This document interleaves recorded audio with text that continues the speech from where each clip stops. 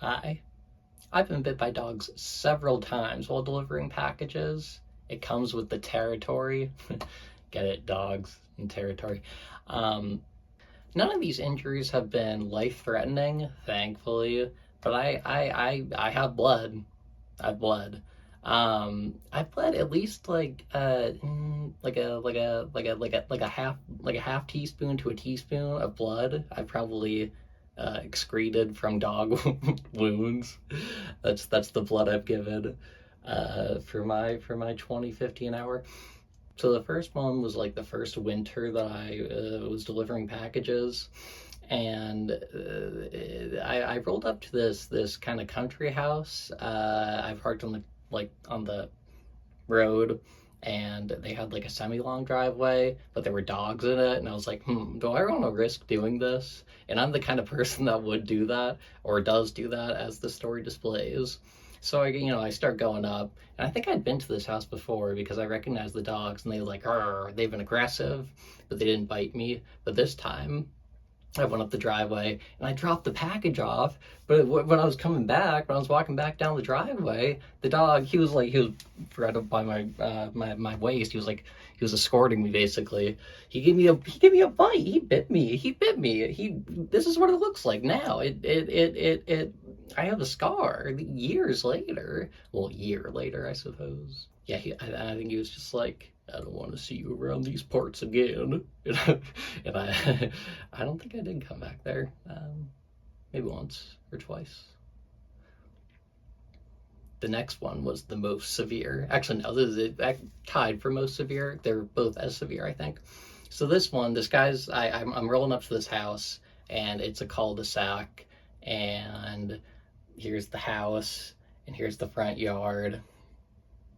There's Grimace, and here's the curb, and here's where I am in the van. And when I pull up, out of the house or the garage comes these two big dogs. One of them's a Rottweiler, and the other one is like some big like lab looking angry looking thing is barking. They all look angry. They all look scary sometimes.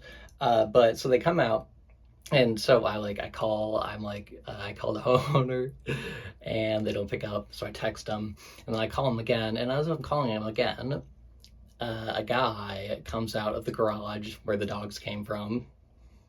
I don't know if that's, no, I'm just kidding. But he comes out and he walks down to the end of the driveway kind of slowly. I don't know, maybe it wasn't that slow, but I'm kind of salty. So he walks down, and his dogs all the while are like, they both have big like electronic looking collars on them, so I assume that they're like on a fence or something. But they keep getting closer, and I'm still in the van, and I'm like, there's like a foot, like 2 feet of distance. No, there's like 4 or 5 feet of distance between me and the driveway and the curb. So I hop out of the van when the guy finally gets to the end of the curb, and his Rottweiler, the most stereotypically aggressive, angry, violent, dangerous dog breeds, comes up, and or she, I don't know, it jumps up, and it takes a little nip, just a little nip, on the side of my thigh. You can't see it right now, but you're all thigh. And I was like, ooh, wow, ouch. And the owner didn't even seem to notice or care. I don't know how he couldn't notice, because his dog was barking. And it was a Rottweiler, and it was right next to me, and it jumped on my leg, and it bit it a little bit. And then I was like, ooh, wow. Because I'm that kind of guy. Just play it off. I was like, ooh, never been bit by a Rottweiler before. And like, no reaction. No reaction from the guy. And then his dog takes a bite out of my ankle. See that? And then he bites me, and I was like, ouch, those are some really sharp teeth. That's what I said. I said, ow, wow, those are some really sharp teeth. And again, no reaction from the guy. And then I was like, I was like, in my head, I'm like, I gotta remove myself from the situation. So I, go back into the van, and like my next stop is in the same cul-de-sac, and all the while I pull up to the next house, and I'm staring at the guy the whole time as he's walking back up the driveway, and he looks back and he sees me staring at him, and he's like, he gives me a thumbs up, and I was like, what? because I was very baffled that he didn't notice. And I'm really unconfrontational, non-confrontational. That's kind of why I deliver packages, so I don't have to confront people. But apparently I do. So I make the next delivery, and I'm still staring at the guy because I'm very passive aggressive, and I do it all the while, and like I do it as I'm driving out of his neighborhood, and I'm like still staring at the guy, and like I get back to like I get back home, I'm still looking at the guy, and I'm not kidding.